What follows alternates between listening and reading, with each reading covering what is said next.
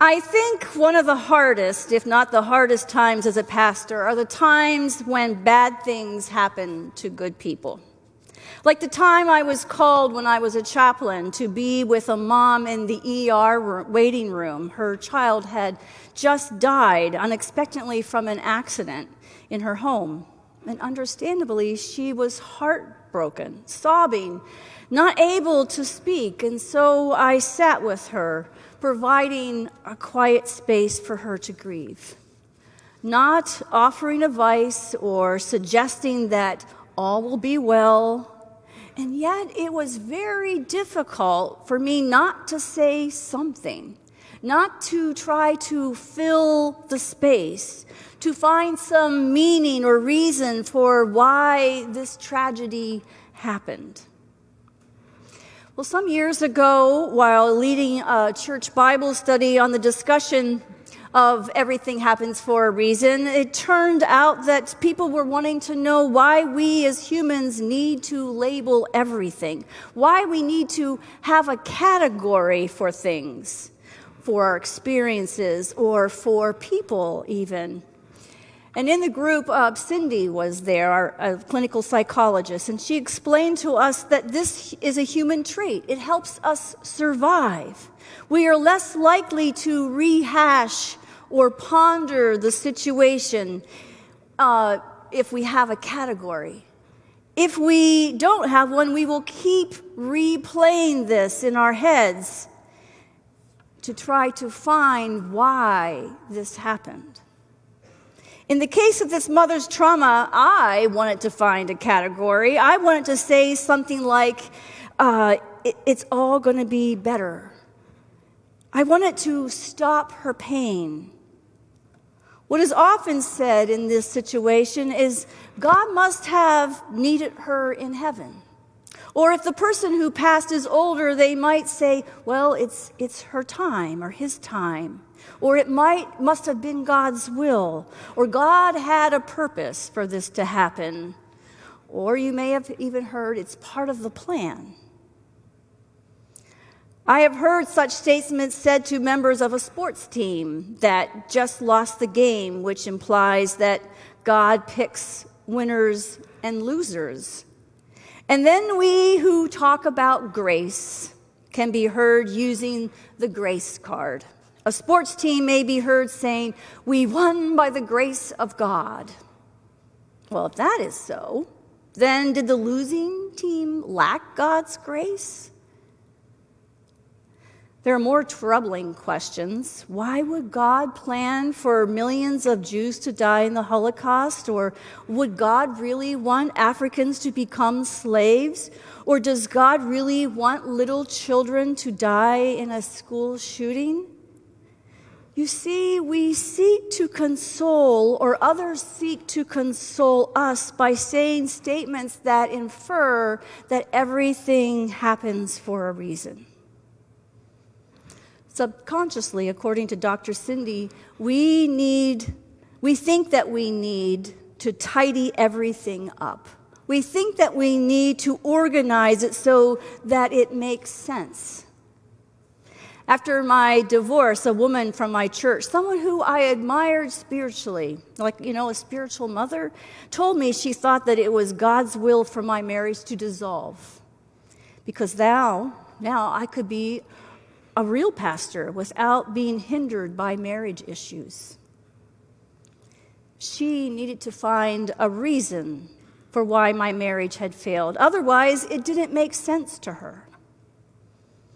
And so we must re-examine today our understanding of God.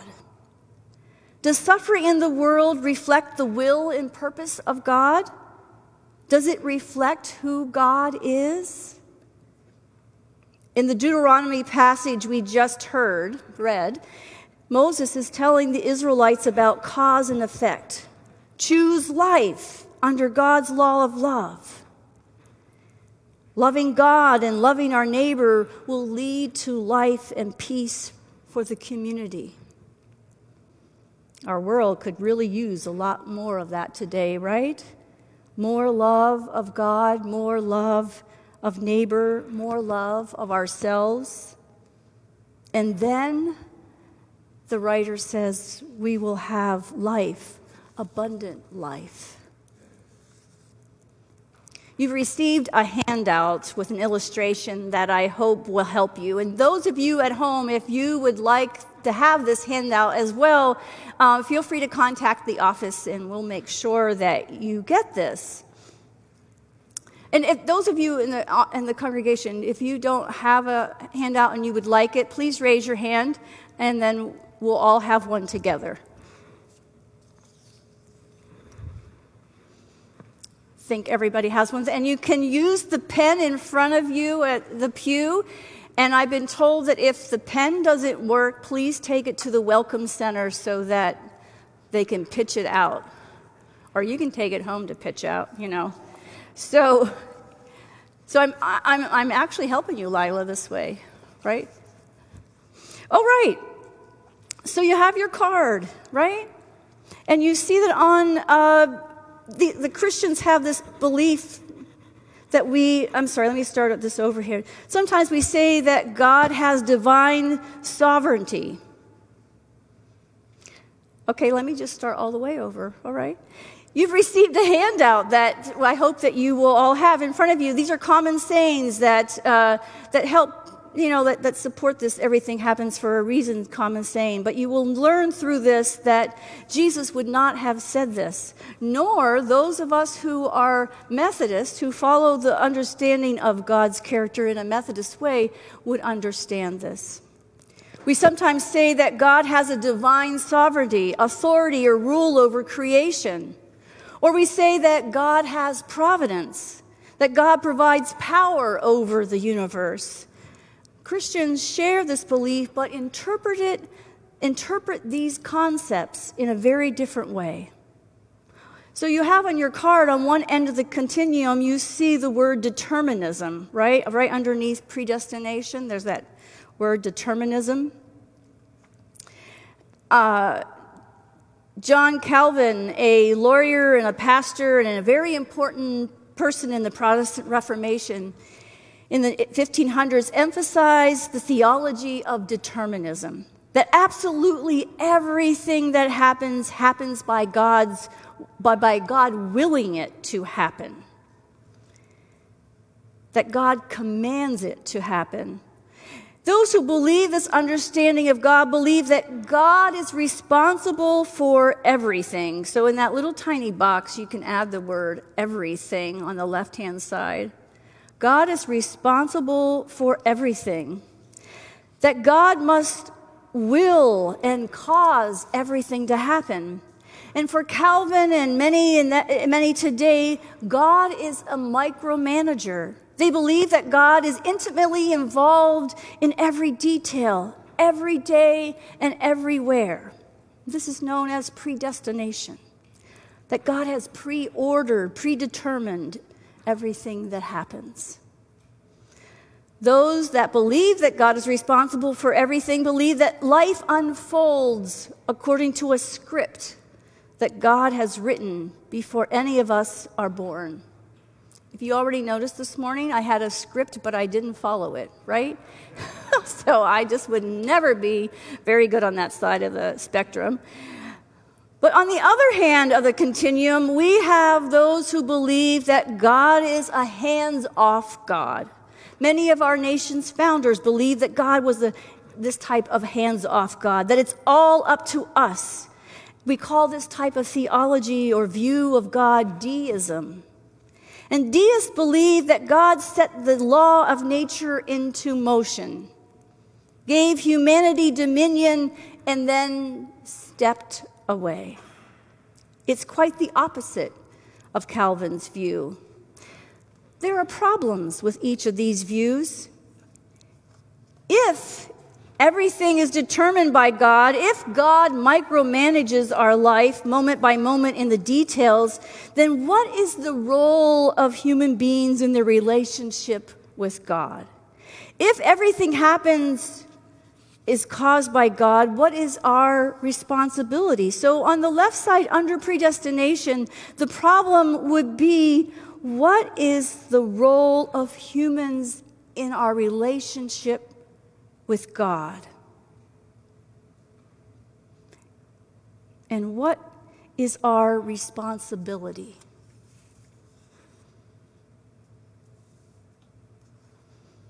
On the other side, the problem of deism is that it makes no room for God to be at work in our world at all. God is not involved in our lives in this thought. In January of 2005, I was in Zambia, Africa, celebrating the opening of the Malaria Research Institute. I chaired the board of a very small research organization that was asked by Johns Hopkins to join together and to help eliminate malaria in Zambia. It was an amazing occasion, a couple of days that brought together the best malaria scientists around the world with lay persons like myself. So there I stood out in what you may have thought to be called the bush, with some very simple brick buildings around for research. And as I stood there, the village, not the imam, what do you call this, chief, came with the assistants that were with him, and they were dancing all the way from his village to be in the center of this outdoor meeting. They entertained us all with their music and dancing. There was such a very interesting way to look at this, with the chief on one side of the room and all these scientists on the other, and then, this Pastor Mary was standing there. There were many speeches that day, and as I stood there to give mine, I became keenly aware of the amazing intellect of the researchers present, and that I myself was not a scientist. It was a day of celebration, and I was honored to be asked to be to be there. I was also honored to be asked to take the head researcher to the airport. Clive, a scientist and a preacher, here we were in this little car, a scientist and a preacher. He asked me about God, which, people like to ask me about God. And we did this over fish and chips. He shared that he believed that God created the world, but that God was an absent God, that God gave us knowledge and now was up to the humans to fix the problems that arose. Clive is now well beyond retirement age, almost 90, but continues to study, trying to beat malaria so that children around the world won't suffer. That was Clive. Do you see what side of the board he was? On the other hand, also present that day was that tribal chief and his villagers who believed that they were destined to suffer, that it was the divine one's choice. They were very leery of scientists coming to their villages to work. And Phil, the director of the malaria research that I was a part of, was involved with the Christian mission there in southern Zambia. They weren't on either side of this spectrum. They weren't about fate or determinism. We held the belief that God was involved and that we as humans also had responsibility to work to eliminate the disease. We believed, if you will, in a third way, grace. God with us, always with us, wooing us, even nudging us into abundant life. So that not only does God work alongside of us, we are called to walk alongside of God. It's a relationship thing, a partnership. As Methodists, we believe in prevenient grace, God coming before, working ahead of us, if you will, and nudging us to do good. But there's a hitch. Not a problem, a hitch. We have free will. We can choose to go with the nudging or ignore it. I really believe this isn't a problem. Free will's not a problem, it's a gift. We are not puppets on a string. God created us and saw us as good and desired that we utilize the gifts that we were given. You probably have experiences where you are at the right place at the right time, right? And you just know it was a God moment. That's one aspect of prevenient grace at work. And you respond. I hope you get a chance to look into this common saying in more depth. I hope you may even try to read the book by Adam Hamilton on everything happens for a reason, and the different truths that we think are truth but aren't. Or even that book that I showed you a couple weeks ago about everything happens for a reason and otherwise we don't believe in, by Kate Bowler. I think that even the class on grace will help you to understand that God, who is with us, desires for us to be in partnership with God. You know, let's go back to my time with the woman in the waiting room. And since I was there, one in the room with her who believed in prevenient grace, what do I say to this mom? Well, I listen. I listen. I listen. I listen to her, and I listen to the Holy Spirit. I wait. Waiting is hard, right? And that's how it happened that day. I sensed, as I listened, when it would be the right time for me to ask the question, how did it happen? And then to just listen and to allow the tears to come and for me to cry as well. And then to ask her to tell me about her daughter. Because one of the best ways for us to go through traumatic situations is to talk about it and to cry. And it may mean that that person will need to tell me the story over and over again within that time I was with her, or to tell someone else the story. And so we listen. We become the ears of God, because everything doesn't happen for a reason. But God will walk with us through every situation. We are not alone. And God will be calling you and I to come along someone who needs a listening ear, or will need tangible things depending on their strategy, on their tragedy. I think one of the hardest things about me sharing this today is that there's no wow ending, is there? Maybe it was the reason why we needed to sing Happy Birthday to Javerne in the beginning.